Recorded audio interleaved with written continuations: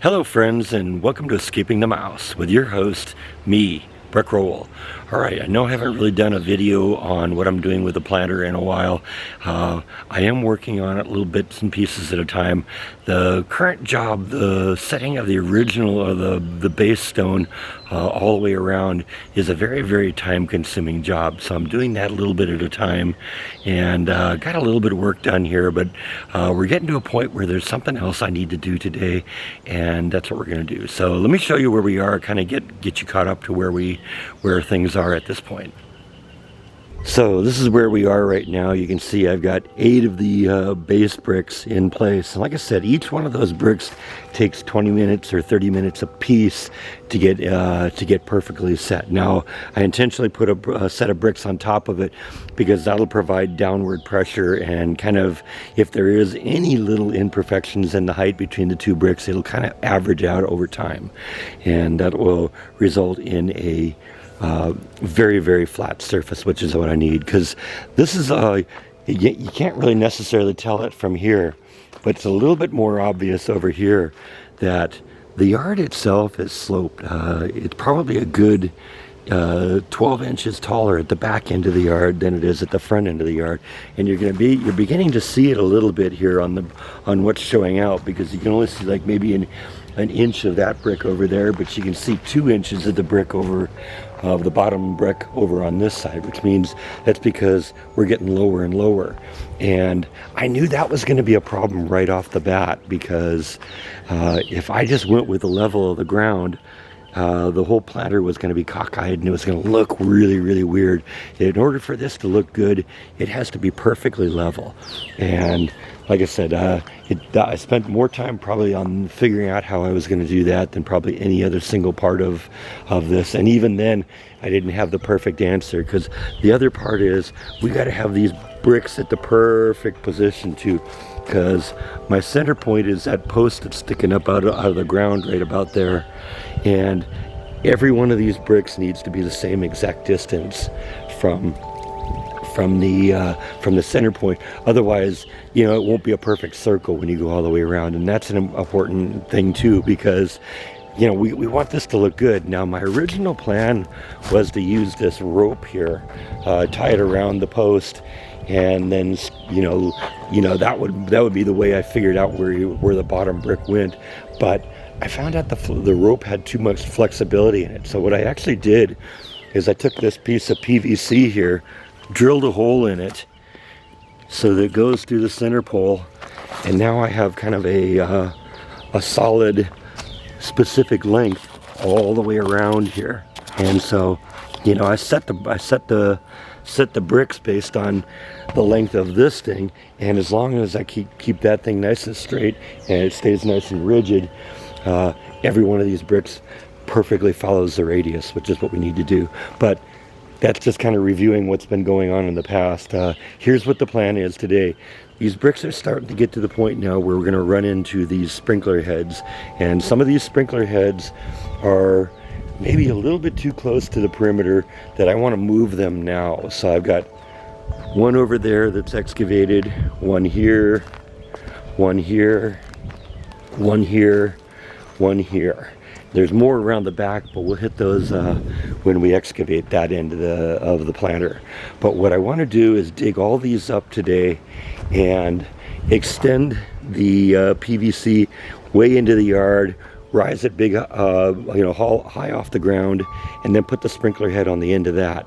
That will allow me, when I get to the point where I have the exact measurements done, I can cut it off where I need to, and I can use the same pieces that I'm going to use today to do the final sprinkler head position. But this will allow me to move everything out of the way of the bricks and get everything ready so that when the time comes, I can reassemble the sprinkler heads and have them exactly where I need to. Because once I get this in here, and get all the dirt out of here, get all the bricks in place, then I'm going to have to start figuring out how I can take 2 of these sprinkler heads in each of the 4 sections and route them to the entire section so I can sprinkler the whole section. So like I said, this is a big project, and it's going along, but yeah, that's a part of it today, is we are going to extend all of these heads probably several feet this way, and then like I said, they'll be on a 3-foot tall riser so they really stick out of the ground, so that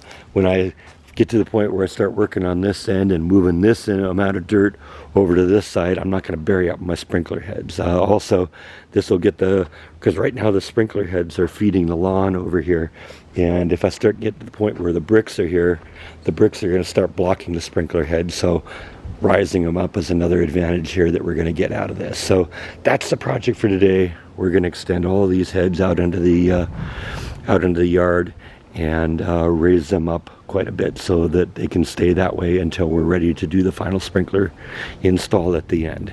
So I've been to Home Depot, I got some PVC, I've got all the funny little connectors I'm going to need to do, so that's what we're going to do today. Now, to just kind of give you an idea of what I'm going to do here, I know I described it to you. This is going to be the first one I'm going to do, and I'm actually going to custom make each one of these. Because like I said, all I want to do is extend the line further into the perimeter and then rise it up a lot. And so this is a piece that I've made here. It's 3 feet tall. It's about 1 foot deep. And what I'm going to do is I'm going to cut the pipe right about here. I'm going to attach this piece onto it, and then the sprinkler head will go on the top of this. Like I said, it'll stick way up, and so I won't have to worry about burying it or damaging it or any of that stuff. And then, you know, when I get to the point, then I'll be able to just cut this piece off and reuse the whole mechanism again and make the thing work once I get everything into position correctly. So I'm going to cut this one off and attach the new piece, and I'll show you what that looks like in a minute. So here's what I mean by this. I extended off of the piece and I rose up about 3 feet, and then the sprinkler head will go on the top of the here. Now I don't have the sprinkler head on here yet because sometimes when you cut into the plumbing like that, you get a little bit of debris from the plastic inside the pipe. So what I'll do is when I get these all hooked up, I'll turn them on first without the sprinkler head on, and what'll happen is water will just kind of flush out of the top there, and we'll wash everything out of the lines, and hopefully that'll deal with the issue. Then all we got to do is reattach that sprinkler head. Alright, so now I just got to do this 5 more times. 1 for that one, and then the 3 over here. Now this one here, I got to redirect quite a bit because these 2 flags here on the side mean this is the border of the walkway that's going to go down the middle, so I can't have the sprinkler head in the middle of all that. This is also one that I didn't really like from the beginning. This is one of those little, I got to put a sprinkler head in a weird place, and I'm going to use this funky little adapter thing to let me do that. These things suck, they break, and so I want to get rid of that altogether, and we'll tap onto the actual PVC and redirect it over to here somewhere. Alright, this one isn't going to be as much of a headache as I thought it was going to be, because the piece of PVC is already headed over where I need it to go. So all I got to do is just cut it off, extend it that way about 3 feet, and then do the up piece. So I'm going to get that part done now, and I'll show you what that looks like. Alright, some time has passed and I got all the sprinkler extensions put in here. This is actually the first time we're doing anything that's kind of setting things up for the fact that it's going to be divided into quadrants. Because like I said, I need to have 2 sprinkler lines feeding each quadrant. So this will be one, and then probably where that sprinkler head is over there with a blue flag, that'll be another one for that quadrant. This one is going to be in this quadrant along with this one, which got moved, because that was going to pop up here, which is going to be right in the middle of the walkway, and that wouldn't work. So I brought it over here so I can grab it. So those 2 will be for that quadrant. These 2 here will be for this quadrant. And then all I got to do is deal with the other half of it here. And I actually got 1 additional sprinkler head that I'm not going to need. So I'll probably end up capping that one off right there.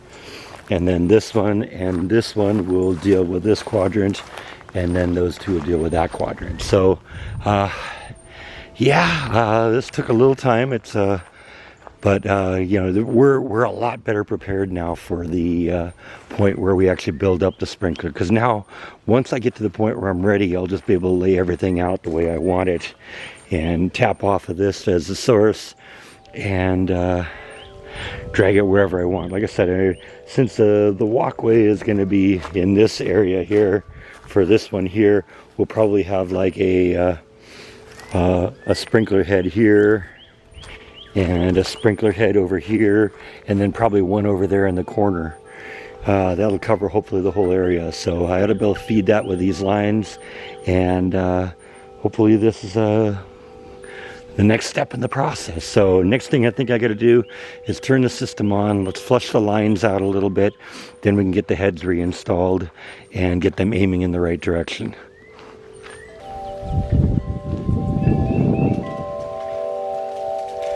All right, there we go. Got the other ones on. It's funny, there's still enough pressure even with all the two leaks there to let that head run a little bit. But like I said, we're only going to let this run for a second just to make sure we flushed everything out of there. Then we're going to turn it off and put the sprinkler heads back on, get them aimed. All right, sprinkler heads are running pretty well. I got them aimed.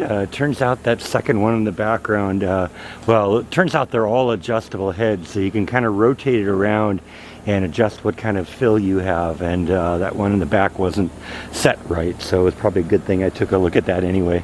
Got it all spraying now. Like I said, it looks kind of weird, but at this point now I have a visual reference where all the plumbing is, and when I get to that point I'll be able to route it around where I need it and get everything working properly. So we have accomplished our mission for today.